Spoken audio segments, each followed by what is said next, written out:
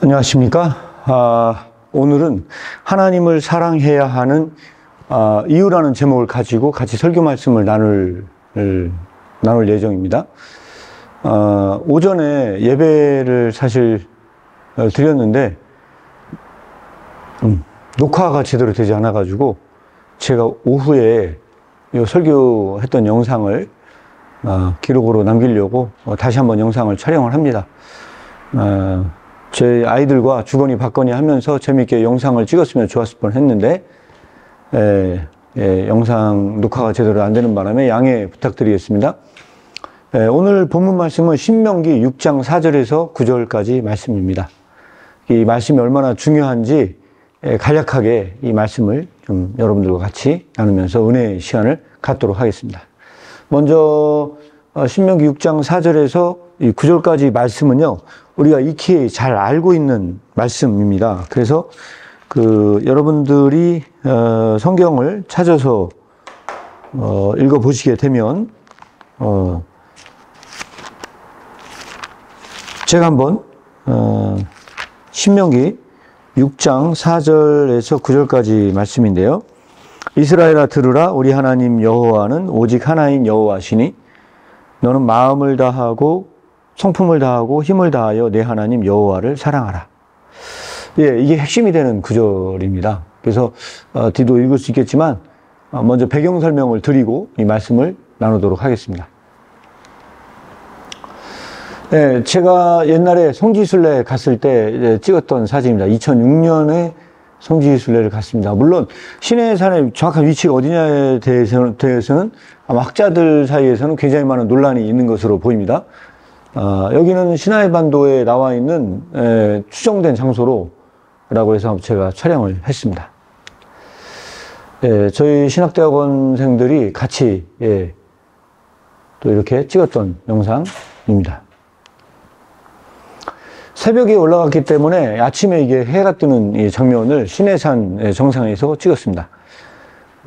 제가 그 당시에 듣기로는 시내산 정상은 해발 2000m가 넘는 2200m가 넘는 그런 굉장히 높은 산으로 그렇게 들은 것이 기억이 납니다.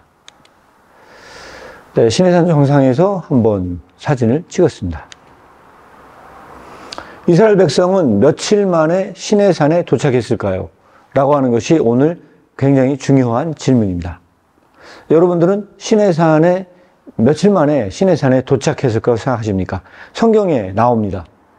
출애굽기 19장 1절 말씀에 보면 이스라엘 자손이 애굽 땅을 떠난 지 3개월이 되던 날 그들이 시내 광야에 도착했다고 나옵니다.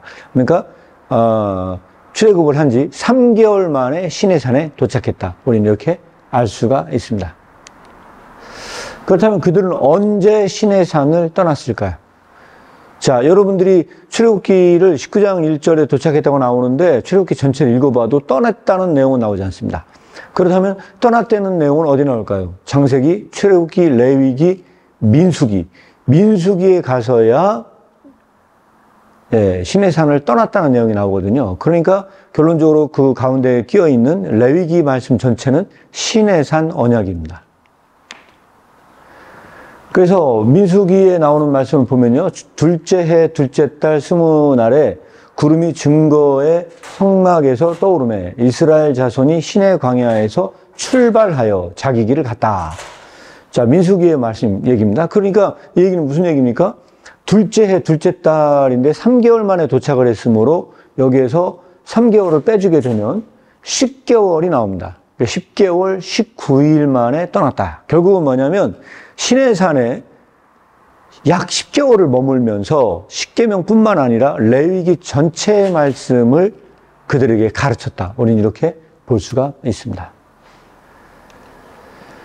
그렇다면 몇 명이 떠났을까요? 자, 여기 나일강 삼각주가 있는 곳을 출발해서 숫꽃을 이뤄서 에담 광야를 돌아서 이렇게 갔을 거라고 추정을 현재 하고 있습니다. 자, 그러면 이렇게 해서 출발했을 때 몇 명 정도가 떠났겠습니까? 성경은 이 명수가 분명하게 나옵니다. 한번 보도록 하겠습니다. 출애굽기 12장 37절 말씀입니다. 출애굽기 12장 37절 말씀에 보면 이스라엘 자손이 람셋을 떠나서 숫곳에 이르니 유아 외에 보행하는 장정수만 60만 명이었다. 그래서 대략 저는 약 한 200만 명 정도 되지 않았을까. 장정수만 660만이면 그 외에 더 많은 인구들이 있었을 것이고 약 한 200만 정도는 되지 않았을까. 굉장히 많은 인원이 이집트를 탈출해서 여행을 떠났습니다. 요거는 느보산에서 저희 어머님과 제가 사진을 찍은 영상을 잠깐 한번 공유를 드렸습니다. 2006년 6월 26일 날로 이렇게 시간이 찍혀 있습니다. 자, 그러면 출애굽은 성공일까요? 실패일까요? 우리 이걸 한번 생각을 해봐야 됩니다. 왜냐하면 약 한 200만 명이 떠났는데 어렸을 때부터 제가 들었던 이야기는 뭐냐면 출애굽을 떠나서 실제로 가나안 땅에 들어간 사람은 딱 두 사람만 들어갔다고 얘기를 했습니다. 누구냐면 여호수아와 갈렙만 들어갔다. 자, 이런 얘기를 너무 많이 들어가지고요. 그러면은 결론적으로 대다수의 많은 사람들이 사막 땅에서 죽었다는 이야기인데, 그럼 이것은 과연 진짜 이게 성공이냐, 이게 과연 실패냐? 우리는 이런 질문을 던질 수 있습니다. 자, 그런데 여기서 중요한 기사가 하나 나옵니다. 민수기 26장 51절인데 이스라엘 자손의 계수함을 입은 자가 60만 1,730명이었다. 자, 40년 지나서, 약 한 40년 지나서 인구수를 보니까 줄지 않았습니다. 그럼 이것은 무슨 얘기겠습니까?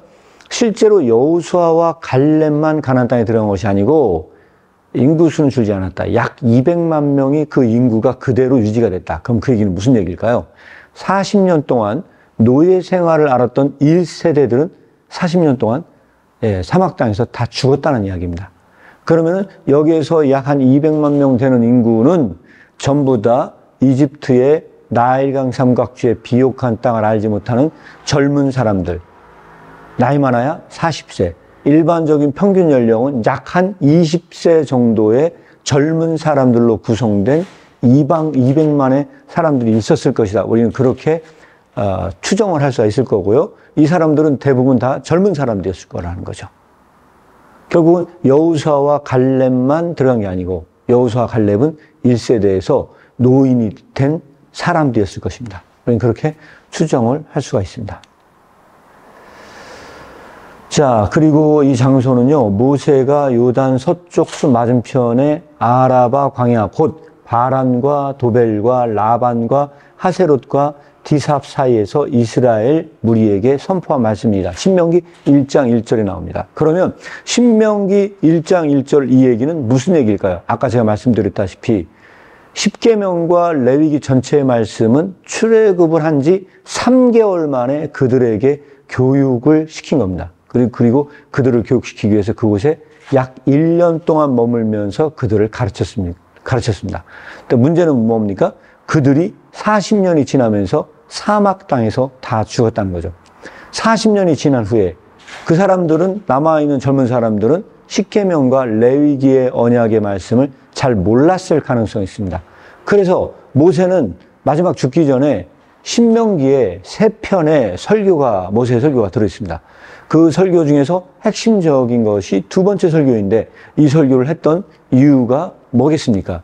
바로 이 젊은 세대들에게 다시 한번 하나님의 언약의 말씀을 가르칠 필요가 있었습니다. 그래서 그 당시에 여기 사막에 갔을 때 영상을 찍은 건데요. 영상 한번 시청하도록 하겠습니다. 갔었거든요. 두 번째 파트는. 그때 전부다 못 가고 정상수원 7명만 선출해가지고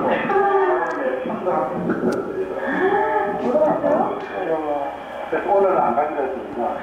사실도시라는 데가 샘이 있는지 아니면 저기 나무가 있는 곳에 샘이 있어요.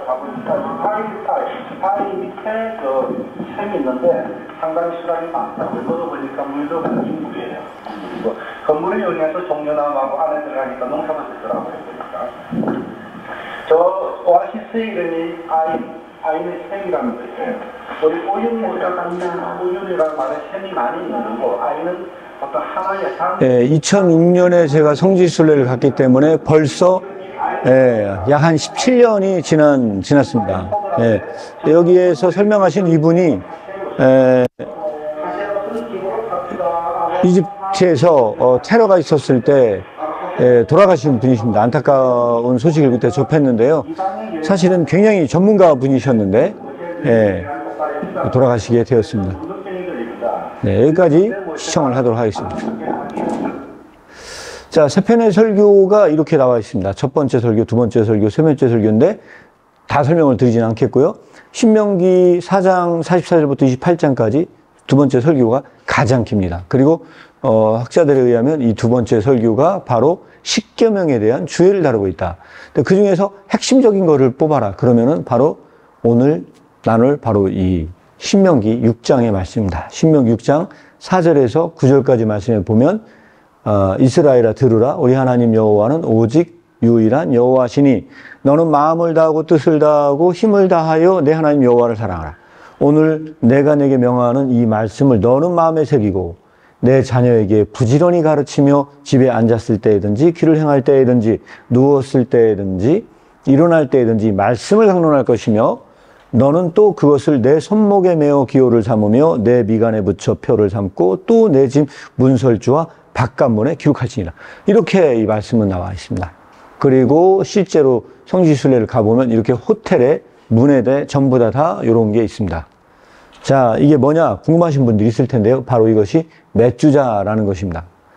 자, 메추자라는 건데 여기에 이 말씀이 다 여기 들어있다고 합니다. 저도 들은 내용입니다. 직접 보진 않았고요. 여기에 히브리어로 그 말씀이 적혀 있다. 그 정도로 이스라엘에 있는 그 유대인들은 실제로 이 말씀을 굉장히 중요하게 여긴다고 들었습니다. 우리는 정말로 자녀에게 귀가 따갑도록 가르치냐, 이것은 굉장히 중요한 문제고요. 지속적으로 하나님 사랑을 가르쳐야 된다.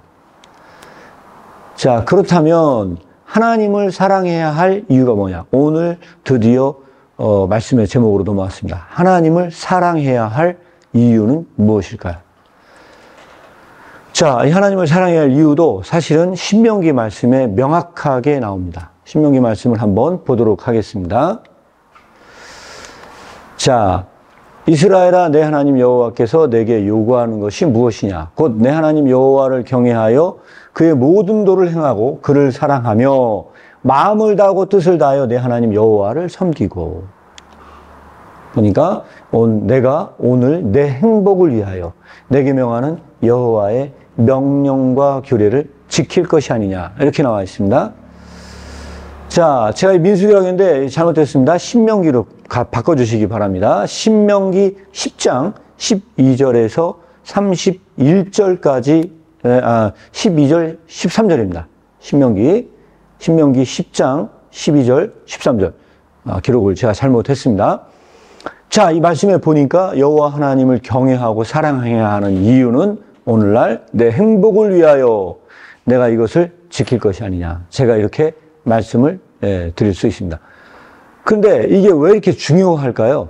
사실 이 말씀을 여러분들이 볼 때 더 명확하게 보시려면요, 오늘날 우리의 상황이 아니고 저 신명기의 상황에서 여러분들이 이해를 하시라고 추천을 드립니다. 그 사람들은요, 젊은 사람들이고요, 단 한 번도 나일강 삼각주를 경험한 적이 없는, 그의 모든 인생은 광야밖에 남지 않는 사람들에게 모세가 이 이야기를 선포했다는 것이 굉장히 중요합니다.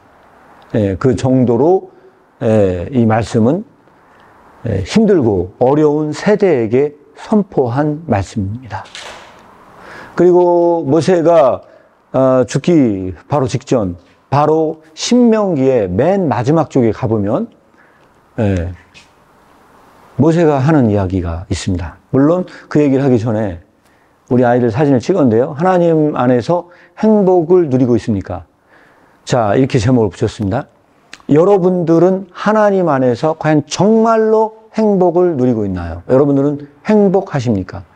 물론 그것은 저에게도 던져야 될 질문입니다. 우리가 우리의 행복을 위하여 하나님 경외와 사랑을 가르친 게 신명기고 모세의 마지막 메시지인데, 자, 우리는 이렇게 제가 금강에서 너무 아름다워가지고 지난주에 우리 아이들과 자전거를 타고 산책을 하고 가다가 찍은 사진들입니다. 우리는 어떻게 보면요, 굉장히 좋은 환경에 살고 있습니다. 뭐에 비하면 신명기에 살았던 바로 그 20대 청년들, 40년 동안 방황했던 그 사람들에 비하면 우리는 더 행복한 이런 그 환경에 있습니다. 제가 방글라데시에 간 적이 있습니다. 굉장히 열악하게 삽니다. 그런데 문제는 무엇이겠습니까? 우리가 사는 환경은 방글라데시에 있는 사람들의 환경보다 이스라엘 백성이 광야에 있었던 환경보다 훨씬 더 좋은데 우리나라 사람들의 행복 지수는 방글라데시보다도 못하다는 이야기를 들은 것이 기억이 납니다. 그렇다면 무엇이 문제일까요? 우리는 여기에서 하나님 안에서 정말로 행복한지 다시 한번 물어볼 필요가 있습니다. 이스라엘이여 너는 행복한 사람이로다.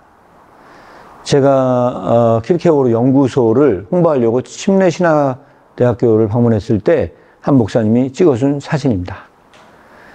자, 신명기 33장 29절에 이렇게 되어 있습니다.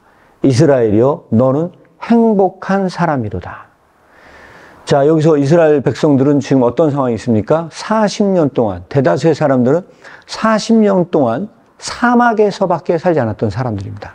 근데 그 사람들에게 행복한 사람이라고 이야기를 합니다. 여호와의 구원을 너같이 얻은 백성이 누구냐? 그는 너를 돕는 방패시오 내 영광의 칼이시로다. 내 대적이 내게 복종하리니 내가 그들의 높은 곳을 밟으시리로다. 이렇게 나와 있습니다. 자, 저 상황은요, 안 좋은 상황에서 그들이 가장 힘들고 인생에서 가장 어려운 것을 통과할 때, 그때 모세가 죽기 직전에 그들의 후손을 위해서 남긴 마지막 메시지입니다. 이스라엘아, 너는 행복한 사람이다. 여러분 어떻습니까? 여러분들은 어떤 상황에 있습니까? 여러분들의 상황이 여러분들을 괴롭히고 있습니까? 어쩌면 우리가 행복하지 못한 이유는 환경 탓을 할 필요가 없는지도 모릅니다. 어쩌면 우리가 그런 수많은 환경 속에서 정말로 하나님을 바라보지 못하는 것이 환경을 바라보고 하나님을 바라보지 못했던 것. 그래서 그 사랑이신 하나님 한 분만을 정말로 사랑하고 그분을 의지하지 못한 결과는 아닌지 오늘 이 말씀을 통해서 우리는 다시 한번 생각해 볼 필요가 있다고 봅니다. 일주일 동안도 이 말씀 안에서 여러분들이 정말로 자유하셨으면 좋겠고요. 하나님을 사랑함으로써 모든 사람이 하나님께서 주시는 참 행복에 이르기를 축복합니다. 네, 여기까지 오늘 했던 설교를요, 간단하게 여러분들과 이야기를 나눴습니다. 주건이 박건이 같이 공유하면서 말씀을 나눴으면 좋았을 뻔 했는데 녹화가 제대로 안 된 점 양해 부탁드리겠고요. 여기까지 모든 이야기는 마치겠습니다. 시청해주신 모든 분들께 감사드립니다. 감사합니다.